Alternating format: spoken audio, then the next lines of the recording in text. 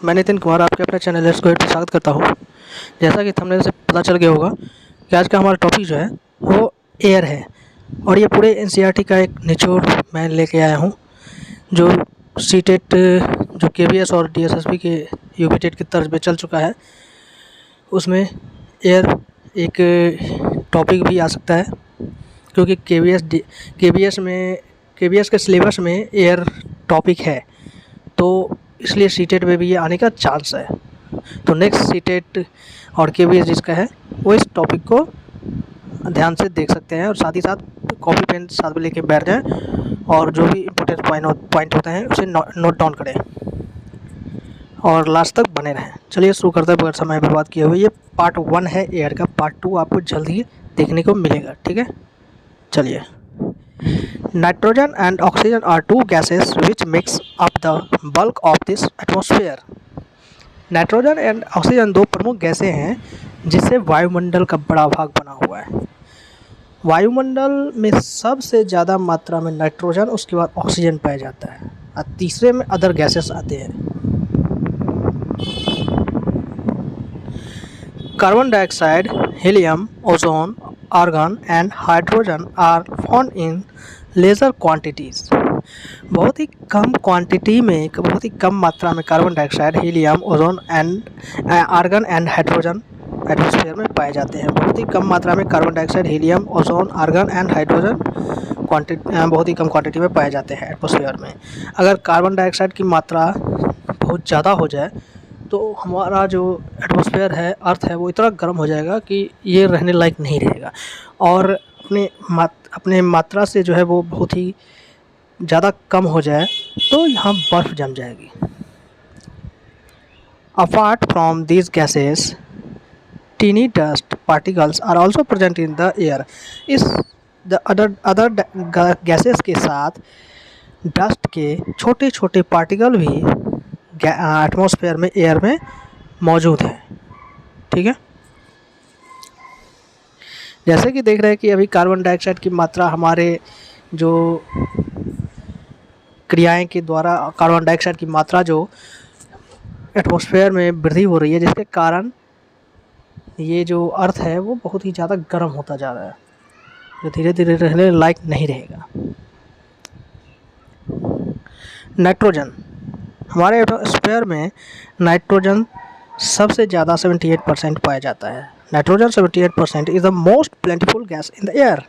सबसे महत्वपूर्ण गैस, सबसे ज़्यादा पाए जाने वाला गैस हमारे एटमॉस्फेयर में नाइट्रोजन ही है।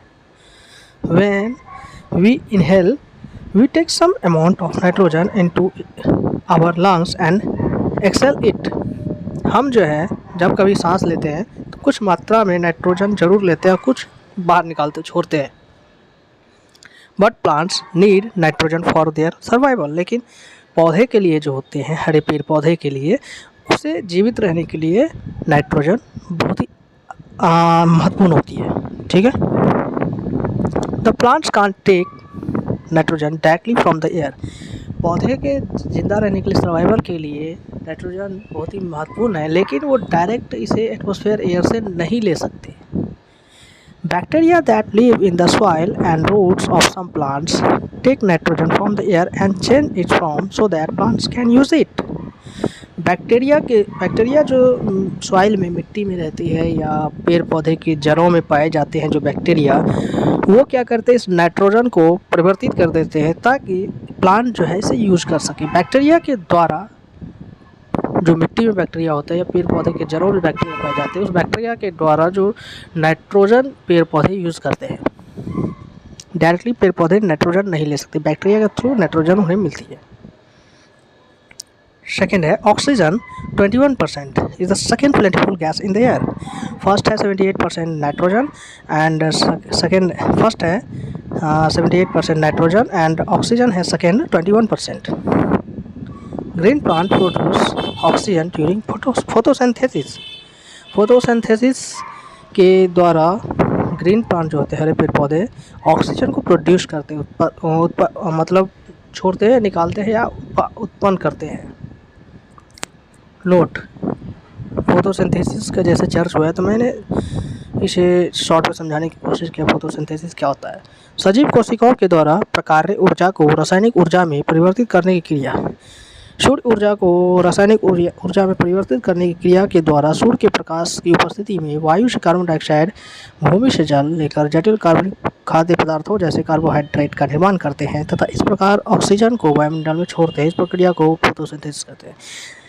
देखिए फोटो के द्वारा, एक पिक के द्वारा इसे समझने की कोशिश करते हैं। देखिए ये फोटोसिंथेसिस का पिक है जिसमें सूर्य की रोशनी में मतलब सूर्य की रोशनी की उपस्थिति में कार्बन डाइऑक्साइड के द्वारा कार्बोहाइड्रेट और कार्बन डाइऑक्साइड जो है वो हरी पत्तियां जो होती है उसके द्वारा कार्बन डाइऑक्साइड ग्रहण किया जाता है और जड़ से जो है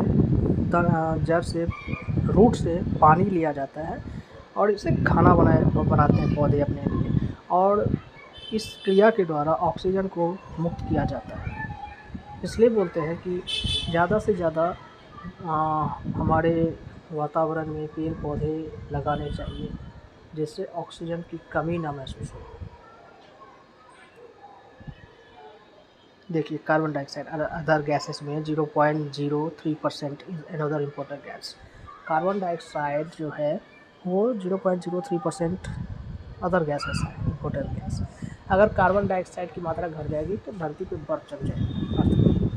अगर ज़्यादा मात्रा, इससे अधिक मात्रा बढ़ गई हमारे द्वारा जो मतलब उत्पन्न किया जा रहा है, अधिक से अधिक कार्बन डाइऑक्साइड की मात्रा बढ़ाया जा रहा है हमारी क्रियाओं के द्वारा, तो उससे क्या हो रहा है देख रहे हैं कि ये धरती जो है धीरे धीरे इतनी गर्म होती जा रही है कि रहने लायक अब नहीं होगी, आगे चल के रहने लायक नहीं रहेगी। तो ज़्यादा कम मात्रा भी कार्बन डाइऑक्साइड का मतलब हम लोगों के लिए हानिकारक है और ज़्यादा मात्रा भी हानिकारक है। Green plants use carbon dioxide to make their food and release oxygen. अभी मैंने बताया फोटोसिंथेसिस में सूर्य की रोशनी की उपस्थिति में हरे पत्तियों के द्वारा कार्बन डाइऑक्साइड लिया जाता है और जड़ के द्वारा पानी ग्रहण किया जाता है और इससे भोजन वो पेड़ पौधे जो हरे पेड़ पौधे भोजन बनाते हैं और इस प्रक्रिया के द्वारा जो है ऑक्सीजन को मुक्त करते हैं एटमॉस्फेयर में, एयर में। इसी क्रिया को फोटोसिंथेसिस कहते हैं। तो कार्बन डाइऑक्साइड का ग्रीन प्लांट्स यूज़ करते हैं और ऑक्सीजन को रिलीज करते हैं।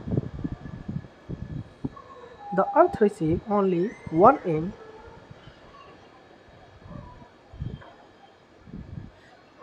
2 अरब। The earth receives only 1 in 2 Arab parts of the sun energy। 2 Arab parts का सिर्फ एक भाग अर्थ पर सूर्य की रोशनी, सूर्य की एनर्जी पहुँचती है या अर्थ जो है रिसीव करता है सिर्फ 2 अरब का।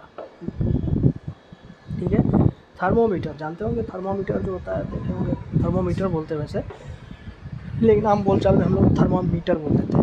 थर्मोमीटर होता है। थर्मोमीटर जो होता है देखे होंगे किसी का मतलब फीवर आता है तो उसे टेम्परेचर को नापने के लिए थर्मोमीटर का यूज़ करते हैं। तो थर्मोमीटर मेजर द टेम्परेचर, तापमान को मापता है, टेम्परेचर जो आप कहते हैं। Barometer measure the atmosphere pressure, atmosphere के प्रेशर को बैरोमीटर के द्वारा मापा जाता है, थर्मोमीटर के द्वारा टेम्परेचर को मापा जाता है। आज का सेशन आपको अच्छा लगा हो तो इस चैनल को अधिक से अधिक लाइक करें, शेयर करें, अपने ग्रुप में अधिक से अधिक शेयर कर दें, सब्सक्राइब करें, साथ ही साथ बेल आइकन दबा दें, क्योंकि मेरी तरफ से आगे जो इस एड का पार्ट 2 अपलोड किया जाएगा तो उसका नोटिफिकेशन आपको जल्द ही मिलेगा, बहुत जल्द मिल जाएगा। इसका आप फ़ायदा जो है बहुत जल्द उठा सकते हैं। आज के लिए बस इतना ही। Thank you.